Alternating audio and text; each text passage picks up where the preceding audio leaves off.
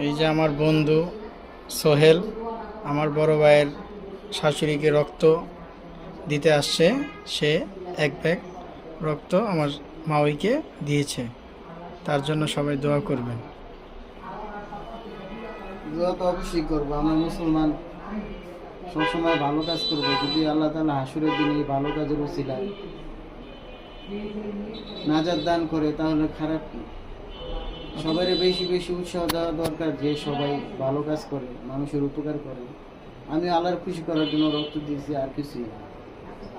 সকলে ভালো কাজে উৎসাহিত করবেন এবং ভিডিওটি বেশি বেশি শেয়ার করবেন, যারা যেন সবাই আমার এই ভিডিও দেখে ভালো কাজে উৎসাহিত হয়।